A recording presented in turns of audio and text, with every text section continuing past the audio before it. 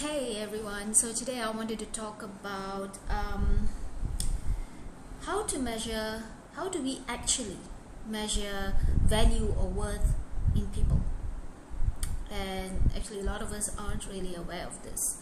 We actually measure value and worth of another person through us, through our own egotistical beliefs and core values and interests. We don't see a person in a neutral manner, but we always see people how we see ourselves. So if a person supports what you support, you automatically think they have worth and value. If you believe a person has to have this, and if that person does not have that, and then you deem that person worthless or no sense of value to that person. And it's always what we have within us that creates a sense of illusion of value on another person, for us to choose them, to include them in our social interactions or into our social circles, particularly into our inner circle. Also applies to people who wants to choose a potential partner for marriage or relationships, or just friend circles, business partners, right? The partner that you choose has to sort of mirror your own values and your own sense of beliefs. Okay, so that's one other thing I sort of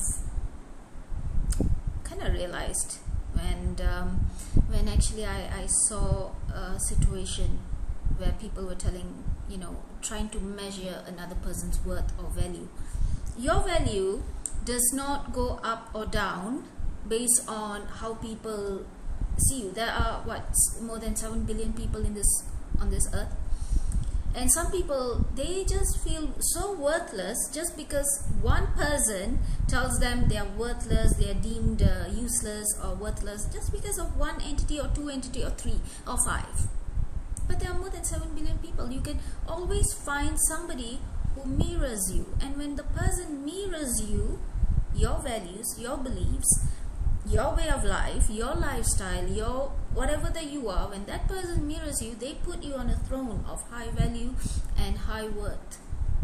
So to be depressed and to be feeling worthless just because somebody said you're worthless or no value, just because he believes his core values and interests is different from you, it really doesn't make sense. So this is why we need to go out there, put ourselves out there, who we are, what our beliefs are, what our core values are, and find people who value us. There's always going to be somebody who's going to value you and see worth in you. But it's a bit difficult, if what is the mainstream value? The mainstream value is survival, and that's what people gauge and measure as a metric for marriage, for matrimony, and things like that. A bachelor's degree or basic education, corporate owned education, of course. Do you have a job? Nowadays it's men or women. It's not just men has to have these things, where it's men or women. And these kind of very materialistic things for you to survive in an industrial, commercialized world. So those things are taken into account. But if you don't have that, that doesn't mean you have no value. You just don't fit into the mainstream of survival. You don't have the survival tools in your inventory. That's all. But that doesn't mean you are valueless or worthless. I find it ridiculous that people reject somebody for marriage because you don't have a degree. That person can have very high IQ and thick sense of common sense, and they can bring more to the table that you can ever imagine. So always following mainstream, it's like the herd mentality. You might be missing something. And always remember this: you're busy chasing dry rocks, boring, dull rocks when there's a diamond, shining, rare diamond in front of you. The herd mentality in this mainstream world, in this industrialized world, they are taught, they are groomed, mentally conditioned to go for a certain type. So you don't know what you're missing right in front of you, right under your nose. There may be a rare gem that you may be missing. And also, do you see that people are conditioned to look for, just tools for survival in the industrial world, and then miss out on character, personality, and easygoing character? You can't have all the good things, right? Can you? But actually, I think you can if you do the proper research on finding a good partner or a friend or a good,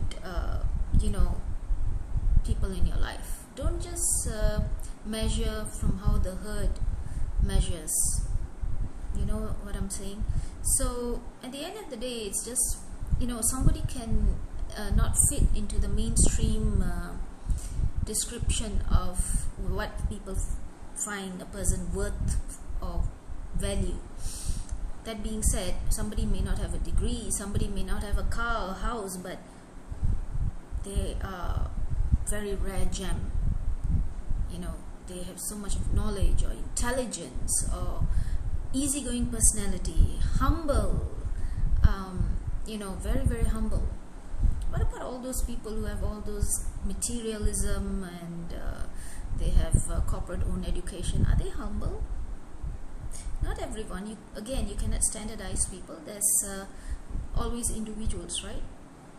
But how about the majority? Are they easygoing people? You do know people who work are always stressed out. So what does stress do to you? How does it affect your brain and behavior? That is something we have to take into account, isn't it? How an industrialized lifestyle affects a person's behavior, as opposed to a person just living at home, maybe having their own business, or or maybe even a housewife. How will that affect her brain and behavior? If she's very calm, happy with herself, happy in the sense that she just loves being a housewife, and she loves being with the children. She doesn't have a feminist ego. Maybe she'll be a very humble, easygoing person, and very, very high IQ and common sense, because she is not somebody who follows the mainstream and herd mentality. So we have all kinds of people in this world.